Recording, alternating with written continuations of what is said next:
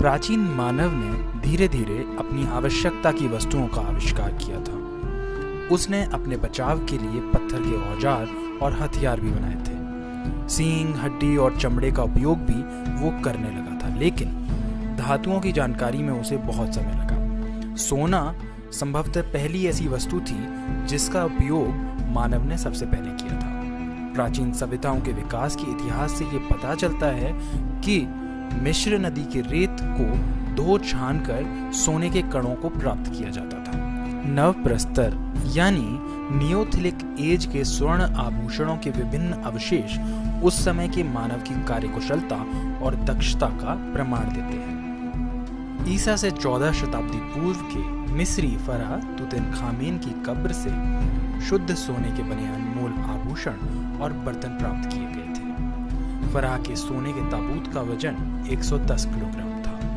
मिस्र और मेसोपोटामिया के प्राचीन अवशेषों से जो वस्तुएं मिली हैं, उनमें तांबे की वस्तुएं भी शामिल हैं। ये वस्तुएं 3500 वर्ष पहले तांबे से बनाई गई थी। ऐसा माना जाता है कि सोने के बाद तांबा ही ऐसी दूसरी धातु थी जो मानव ने खोजी थी।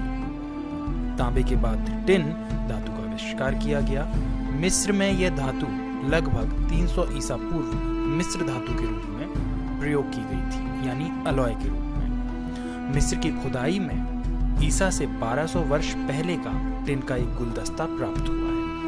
मिस्र की एक कब्र से ईसा से 1580-1350 वर्ष पहले की बनी एक टिन की अंगूठी और बोतल मिली है। टिन की वस्तुओं में इन्हें सबसे पुराना माना जाता है। ईसा से 2500 वर्ष पूर्व कांस्य युग यानी ब्रॉन्ज एज की शुरुआत मिस्र से ही हुई थी। तांबे की अपेक्षा कांसा अधिक कड़ा होता है। टिन और तांबे के मेल से बनी यह मिश्र धातु मूर्तियां, बर्तन, गहने, हथियार और औजार बनाने के काम आती थी। मिस्र के एक मकबरे में ईसा से 3300 वर्ष पूर्व बनी कांसे की वस्तुएं मिली हैं।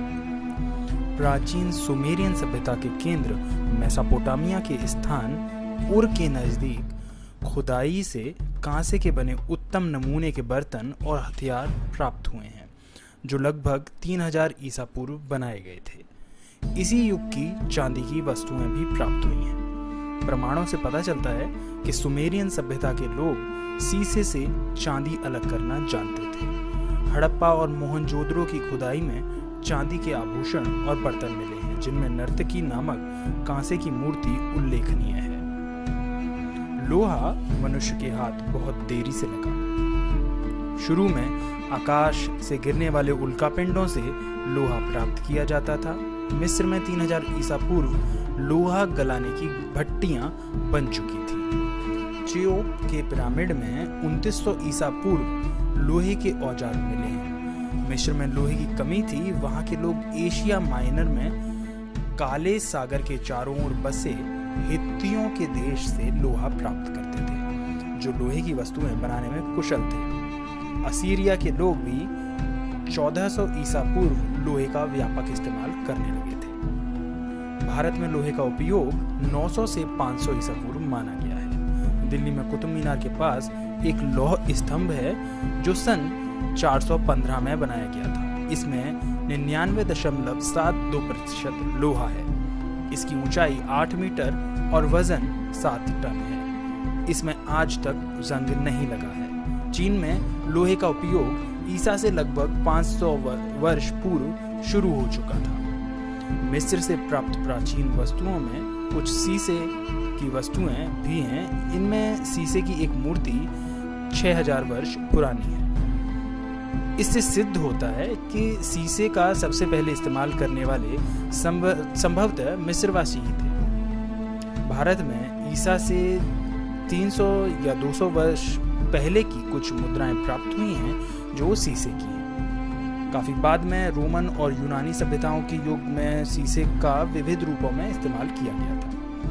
मिस्रवासियों और मेसोपोटामिया के निवासियों ने धातु कर्म की विभिन्न विधाओं को पहले विकसित किया। इस प्रकार रसायन विज्ञान की ओर मानव का पहला कदम बढ़ चुका था। मिट्टी के बर्तन तो मानव बहुत पहले ही बनाने लगा था, लेकिन उन्हें चिकना और चमकदार बनाने की कला धातुओं का ज्ञान होने के बाद ही विकसित हुई। 4000 से 3000 ईसा पूर्व सुमेर तथा मिस्रवासियों ने तांबे के यौगिक का इस्तेमाल करके नीले या हरे रंग के चमकदार बर्तन बनाने शुरू किए। प्राप्त अवशेषों से ये ज्ञात हुआ कि उसी जमाने में कांच का निर्माण शुरू हो चुका था। ईसा से लगभग 2500 वर्ष पूर्व मिस्रवासी क्षार और स्फटिक को पिघलाकर कांच बनाते थे। मिस्र से यह ज्ञान प्राचीन सुमेरी सभ्यता तक पहुंचा। आभूषण और रंगीन कांच के बर्तनों को देखने से पता चलता है कि वे नीले रंग का एक यौगिक कांच पर लगाया करते थे। इसे सिलिका तथा मैकेलाइट को चूने के साथ गर्म करके बनाया जाता था। नीले रंग के कांच के अवशेषों में कोबाल्ट का रंग भी मिलता है। कांच के निर्माण की विधियां मिस्र से ही रोम, स्पेन, जर्मनी आदि में पहुंची। चीन में यह कला ईसा से 600 वर्ष पूर्व पहुंची। चमकदार चीनी मिट्टी के बर्तन चीन में ही पहले बनाए गए थे। मिस्रवासी ईसा से 1700 से 1500 वर्ष पूर्व नीले रंग के लिए नील की खेती किया करते थे। क्रीट में समुद्री मोलस्क से बैंगनी रंग भी प्राप्त किया जाता था। उस जमाने में कई प्राकृतिक रंगों का इस्तेमाल भी किया जाता था। कपड़ों को रंगने के लिए वे रंगों में धातु के यौगिक का रंग बंधक के रूप में इस्तेमाल करते थे। उस जमाने के मिस्र की सुंदरियां एंटीमोनाइट को अपने चेहरे पर पाउडर के रूप में लगाया करती थी। मिस्रवासी हजारों वर्ष पूर्व पहले जौ से शराब बनाया करते थे। भारत में ईसा से 1000 वर्ष पूर्व आर्यों के समय में सोमरस का प्रचलन था। प्राचीन काल के लोगों को अनेक रासायनिक यौगिकों का ज्ञान भी था। वे समुद्री पानी को वाष्पीकृत करके नमक बनाना जानते थे। चूने का पत्थर जलाकर चूना बनाना उन्हें आता था।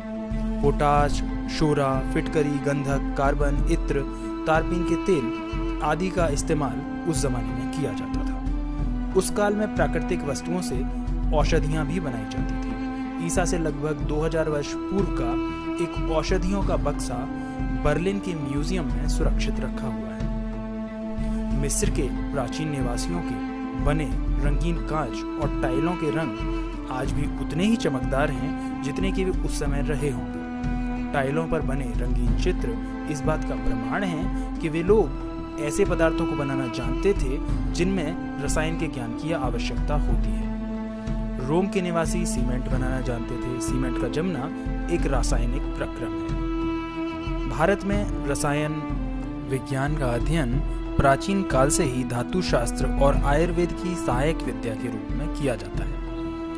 वैदिक काल में भारतीयों को धातु का ज्ञान था।